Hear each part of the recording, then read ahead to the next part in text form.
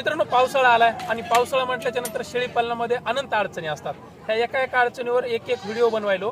त्यातला एक महत्त्वाचा व्हिडिओ होता आजूबाजूच्या परिसराची स्वच्छता. तुम्ही पाहिलाय. ह्या व्हिडिओमध्ये जो आपल्या शेळीच्या तोंडाला मावा येतो, मावा म्हणजे या ठिकाणी फोडं येतात. आता मावा काय येतो, फोडं काय येतात, त्याच्यापेक्षा जास्त महत्त्वाचं आहे ते आला तर काय करायचं, त्याच्यावरती उपचार पण सांगणार आहे. पण आधी लक्षात घ्या काय येतो.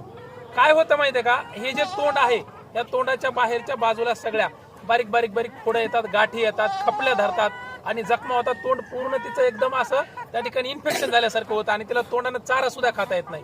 ही कंडिशन जनरल असते. 90% शेळी पालकाकडे ह्या अडचणी येतात.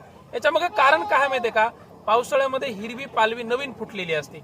नवीन फुटलेल्या पालवीला त्या झाडावरती किंवा त्या पाल्यावरती मावा बसलेला असतो. माव्याचे जे कीटक असतात ना बारीक ते, आणि ते ज्यावेळेस हे पाला ह्या शेळ्या जाऊन खाणार आहेत त्यावेळेला ते पाला खाता ते जे कीटक आहेत ते शेळीच्या तोंडावर बसतात आणि या ठिकाणी इन्फेक्शन होतं. आणि मग हे झालेलं इन्फेक्शन जर सुरुवातीच्याच काळामध्ये झाल्या जर तुम्ही दुरुस्त नाही केलं किंवा याच्यावर जर उपाय नाही केले तर हे इतकं जास्त वाढतं की शेळीचं हे पूर्ण तोंड कव्हर केलं जातं, तिला चारा बी खाता येत नाही. वेळेप्रसंगी या ठिकाणी हिरवी माशी जर बसली तर आषाढी सुद्धा पडते. अशा कित्येक कंडिशन पाहिलेल्या आहेत. आता बंदिस्त शेळी पालनामध्ये शेळी बाहेर चरायला जात नाही, त्याच्यामुळे जास्त प्रकार हे पाहायला भेटत नाहीत. तसं आता तुम्ही म्हणा जी शेळी दाखवायला घेतली तिलाच मावा आला नाही, कारण ह्या शेळ्या सहसा म्हणजे जरी गेल्या तरी बी तेवढं म्हणजे अजून प्रमाण वाढलेलं नाही. पण दक्षता घेण्यासाठी खबरदारीसाठी हा व्हिडिओ करत आहे. या ठिकाणी आता जर फोडायची सुरुवात झाली तर काय करायचं, सगळ्यात पहिले पोटॅशियम परमॅग्नेटचं पाणी. तुम्हाला मी सांगितलं होतं हे कसं करायचं.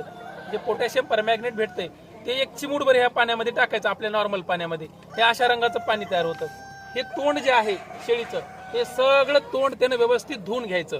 जे पोटॅशियम परमॅग्नेट आहे त्याने धुवून घेतल्याच्या नंतर इथे जर जास्त प्रमाणामध्ये खपल्या असतील समजा याच्यावरती, तर या खपल्या काढून घ्यायच्या, घासून काढायच्या, काढून टाकायच्या आणि ह्यानं परत धुवायचं. धुतल्याच्या नंतर आपल्याकडे मेडिकल वरती हिमॅक्स नावाचं मलम भेटते बघा. हिमॅक्स हे बघा नॅचरल रेमेडीचं हिमॅक्स नावाचा मलम आहे. हाच मलम घ्या. याच्यामध्ये भरपूर प्रकारचे वेगवेगळे मलम डुप्लिकेट पण तयार झाले तर, पण हा मलम चांगला आहे, परिणामकारक आहे. हा मलम घ्यायचा. जनरली हा बघा म्हणजे विटकरी रंगामध्ये हा मलम असतो.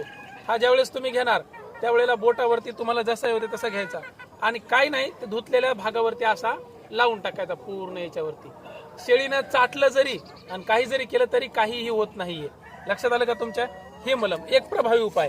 काही जण म्हणतात सर आमच्याकडे मेडिसिन वगैरे मेडिकल जास्त प्रमाणामध्ये पाहायलाच भेटत नाही, आम्ही आणावं कुठून आणावं काय करावं. तुम्हाला एक गावरान उपाय पण आहे. वाटी घ्यायची, वाटीमध्ये थोडंसं खोबरेल तेल टाकायचं. खोबरेल तेलामध्ये 2 गोष्टी टाकायच्या, एक म्हणजे कापूर आणि दुसरं म्हणजे हळद. हळद सगळ्यांच्या घरी असते.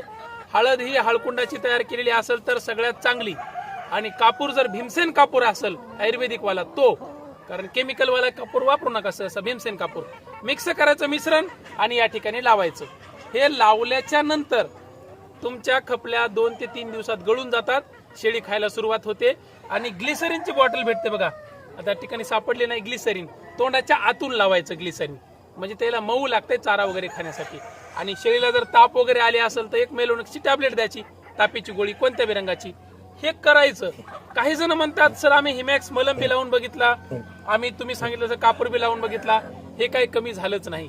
हे बघा, उपचार कधीही प्राथमिक अवस्थेमध्ये जर केला तर लवकर फरक पडतो, पण तुम्ही जर उपचाराला उशीर केला तर मात्र फरक पडणार नाही. आलं का लक्षात. थोडासा उशिरा पडेल किंवा तुम्हाला पुढची ट्रीटमेंट घ्यावी लागेल. काय होतं माहितीये का, पूर्ण तोंड गच्च भरतंय, पूर्ण तोंड गच भरतंय आणि गच तोंड भरल्याच्या नंतर बदबद तिला उघडता बी येत नाही आणि त्या कंडिशनला जाऊन आपण मग हिमॅक्स मलम लावायला जातो आणि तो पण आपण आदर लावायला बघतो. असं करायचं नाही. उपचार प्रॉपर. नॉर्मल 2-4च फोड आलेत, सुरुवातीचे लक्षण आहेत, तर त्यावेळेला पोटॅशियमच्या पाण्यानं धुवून हिमॅक्स मलम लावला 100% कव्हर होतंय. पण जर गच्च तोंड भरलं, एवढ्याला मोठ्याला खपल्या झाल्या, तर उदाहरणं आपल्या आजूबाजूला आहेत, तुम्ही पाहतात सुद्धा, तेवढं जर झालंय ना, ह्या सगळ्या खपल्या फोडून काढायच्या, घासून काढायच्या. ते टर्पल वरच्या करायचं. रक्त निघालं ना निघू द्या, रक्तबंबाळ होऊ द्या, काही प्रॉब्लेम नाहीये, कारण ते जखमाच्या खपल्या काढणार नाही तोपर्यंत ती जखम दुरुस्त होणार नाही. त्या सगळं तोंड साफ करून घ्यायचं, पोटॅशियमच्या पाण्यानं कसं धुवून घ्यायचं आणि धुवून घेतल्याच्या नंतर मग हे मलम लावा. नाहीच जर झालं, तुम्हाला जर वाटलं हिमॅक्सनं फरक पडणं, तर जखमेचे जे मलम असतात सिप्लाडिन वगैरे हे मलम लावले तरीही चालेल. कारण काही जण म्हणतात सर चाटेल वगैरे काही होत नाही, थोडंफार चाटलं तरी सहसा जास्त चाटत नाही, पण जनावराची काळजी खूप घेणं गरजेचं आहे. आणि पावसाळ्यामध्ये ह्या गोष्टी सर्रास तुमच्याकडे आहेत म्हणून तुम्हाला माहीत असलं पाहिजे. ह्या गोष्टीनं किंवा हे प्राथमिक उपचार करून जर राहिलं नाही तर मित्रांनो, तुमच्या जवळच्या डॉक्टरचा मोबाईल नंबर तुमच्या मोबाईलमध्ये असलाच पाहिजे. त्याला कॉल करा, त्यांना संपर्क करा, किंवा 5-10 किलोमीटरच्या अंतरावर सरकारी दवाखाने असतात जनावरांचे, त्या ठिकाणी जाऊन उपचार करून घ्या पुढचे.